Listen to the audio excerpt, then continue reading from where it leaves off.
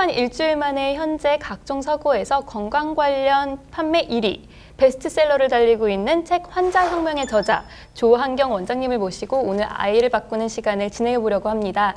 더 긴 소개를 드리기 전에 그냥 만나보는 게 좋을 것 같아요. 안녕하세요. 안녕하세요, 원장님. 반갑습니다. 어서 오세요. 환영합니다. 초대해 주셔서 감사드립니다. 정말 모실 수 있게 돼서 너무 영광이에요. 네. 정말 일정 바쁘실 텐데 여기 아바시 와주셔서 너무 감사합니다. 네, 아니 너무 의미 있는 시간 낼 것 같아서 제가 요청을 듣고 흔쾌히 네. 다른 일정을 제쳐두고라도 꼭 와야겠다 이렇게 생각했었습니다. 네, 감사합니다. 저 방금 제가 말씀드렸지만 나오자마자 책이 베스트셀러를 달리고 있어요. 예상하셨어요?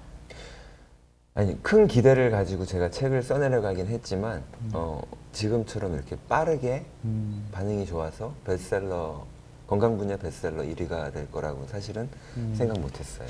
표정을 볼 때는 예상했다는 그런 표정이신 것 같은데 그만큼 내용에 자신이 있다는 아니, 얘기신 저는 것 열심히 같아요. 썼고요. 네. 저는 제가 쓰는 이 책 내용들이 많은 분들한테 받아들여질 거라고는 생각을 했어요. 그러니까 책을 써서 베스트셀러가 된다는 건 저 혼자 열심히 해서 수능 1등하고 전교 1등하고 이런 차원이 아니잖아요. 여러분들이 책의 내용을 동의해 주시고 받아들여 주셔야지 베스트셀러가 되는 건데 그랬었던 것 같습니다. 쓰신 내용의 전문가가 아닌 저도 굉장히 평범한 독자인 저도 읽었을 때 쉽게 읽어내려가고 또 내용이 쏙쏙 귀에 들어왔거든요. 눈에. 감사합니다. 네. 그래서 좀 생소한 단어들도 있기는 했어요. 그래서 그거에 대해서 좀 더 얘기를 해봤으면 좋겠는데 네.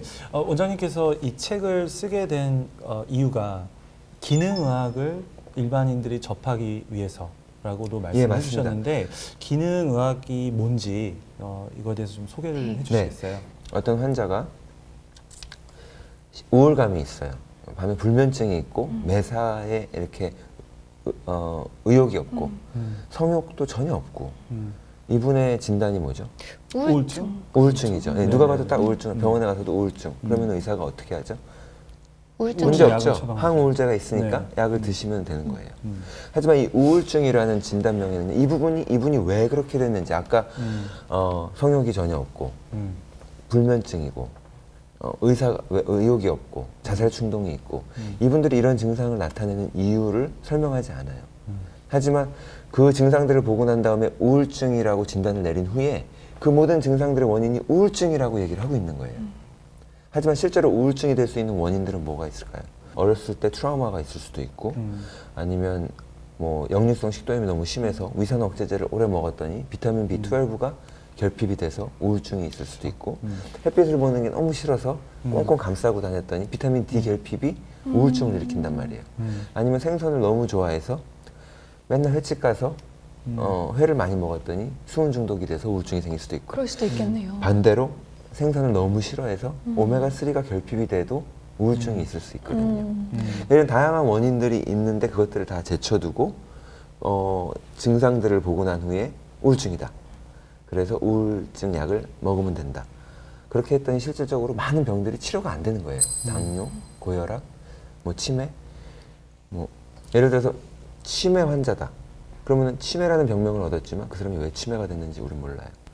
자궁내막증입니다. 병원에서 검사를 한 결과 여성분이 자궁내막증인데 진단명은 얻었지만 왜 이분이 자궁내막증인지 원인을 모른단 말이죠. 그래서 그것들을 까지 탐구를 하고 일반적인 진찰을 다 하지만 거기다가 한 발 더 나아가서 병원에서는 이 환자분의 지금 현재 증상에 대해서 이렇게 저렇게 탐구를 하죠. 연구도 실험도 하고 엑스레이도 찍고 MRI도 찍고 피검사도 하고 다 보지만 거기에서 한 발 더 나가서 병에 대한 질문과 인베스티게이션에서 끝나는 게 아니라 한 발 더 나가서 건강에 대한 부분까지 질문을 하는 거예요. 예를 들면 잠을 몇 시간 자는지, 음식을 얼만큼 먹었는지, 탄수화물의 섭취량이 얼마나 되는지, 예, 그리고 어떤 영양소의 결핍이 있는지, 스트레스의 레벨은 어떠한지 이 부분까지 질문한. 왜냐하면 여기에 많은 답들이 있거든요. 그리고 대부분의 생활 습관을 교정해 보자는 거죠. 예를 들어서 당뇨병입니다. 당뇨에 걸렸으면은 혈당이 높이 나왔다는 걸 피검사를 통해서 알았을 뿐이에요. 그리고 당뇨라는 진단을 받았어요. 당뇨는 합병증이 무서우니까 나중에 눈에 문제가 생길 수도 있고 백내장, 녹내장, 뭐 망막, 박리가 생길 수도 있고 아니면 신장을 투석해야 되는 경우도 있고 심장마비나 뇌졸중의 위험이 올라가니까 당이 높은 거는 안 돼. 당을 낮춰야 돼. 너무 편리하게도 당을 낮추는 약이 있는 거예요. 그래서 당뇨약을 이제 평생 먹으면서 당을 유지합시다 라고 되어 있는데 당은 유지할지 모르지만 이 사람의 당뇨병은 치료가 안 돼요. 그래서 당뇨병은 계속 진행이 되거든요. 시간이 오래가서 처음에는 약 때문에 당뇨 좀 이렇게 약효 때문에 당이 조절이 되지만 나중에는 조절이 안 돼서 약을 늘려야 되는 상황이 생길 수 있고 10년 지나면은 인슐린 주사 맞아야 돼요. 더 지나면은 신장이 망가져서 투석을 하든가 신장 이식을 해야 되는 당뇨병은 그대로 진행된단 말이에요. 병이 생겼던 원인을 다루지 않고 증상만 치료했기 때문이거든요. 당뇨병, 콜레스테롤도 마찬가지예요. 어떤 사람이 콜레스테롤이 올라갔다. 올라간 원인이 여러 가지가 있을 수 있거든요. 그렇죠. 무조건 스트레스예요. 콜레스테롤은 간에서 만들거든요. 근데 간이 20대한테는 게으름을 피다가 40대, 50대가 넘어가면서 갑자기 부지런해져서 콜레스테롤을 많이 만드는 게 아니라 콜레스테롤은 우리 몸에서 염증을 낮추는 물질 중에 하나예요. 그렇기 때문에 갑자기 40대, 50대 이상에서 콜레스테롤이 올라갔다 그러면은 염증 반응이 몸에 높아졌다는 얘기죠. 그리고 뭐 탄수화물 똑같이 옛날이랑 똑같이 먹었는데 당을 처리하는 능력이 몸에서 떨어졌다고 한다 그러면 당이 우리 혈관의 염증을 일으키거든요. 그런 것들을 혈관의 염증을 일으키면 그거를 이제 불을 끄기 위해서 올라가는 게 콜레스테롤이라서 간이 열심히 콜레스테롤을 높여놓은 거예요. 하지만 콜레스테롤이 높았을 때 혈관에 끼고 뇌졸중을 일으킬 수 있고 동맥경화, 심장마비를 일으킬 수 있으니까 그래서 콜레스테롤이 위험하다는 걸 또 알아서 콜레스테롤을 낮추는 약을 먹지만 실제로는 올라간 원인을 찾아서 낮춰주면 더 좋겠죠. 그렇죠. 무조건 스트레스라고 그랬잖아요. 우리가 흔히 생각할 수 있는 정신적인 스트레스도 맞고요. 육체적인 스트레스도 있어요. 제일 흔한 육체적인 스트레스, 콜레스테롤을 높이는 스트레스 중에 하나는 잠을 안 자는 거. 한국 분들이 되게 많이 그렇죠. 이 부분 못 하세요. 네. 수면 시간이 굉장히 부족한 경우가 많고 잠 많이 자면 게으르다는 느낌, 사회적으로 받아들여지기도 어렵고 입시 기간을 수험 생활을 하면서도 뭐 네. 그런 것들이 몸에 배지도 않았고 그래서 잠이 부족하고 항상 깨어있는 도시잖아요. 서울이 밤늦게까지 활하고 잠이 밤문화가 부족할 아주 수- 활발하죠. 그렇죠. 네. 그리고 뭐 술, 담배 이런 것들도 육체적인 스트레스 그리고 탄수화물을 많이 먹는 식습관도 육체적인 스트레스인 거예요. 우리 혈관한테 무리를 주니까요. 하지만 탄수화물을 굉장히 과도하게 섭취를 많이 하죠. 믹스커피를 통해서 탄산음료를 통해서 라면, 과자, 뭐 김밥, 떡볶이 이런 것들을 통해 다 탄수화물. 환자분들하고 이렇게 앉아서 얘기를 하다 보면 식사에 대해서 물어보면 80~90%가 탄수화물이에요. 저도 좀 찔리네요. 네. 그래서 우리가 다양한 문제들이 있을 수 있는데 그 원인을 찾아보자는 거예요. 네, 그게 기능의학입니다. 그래서 네.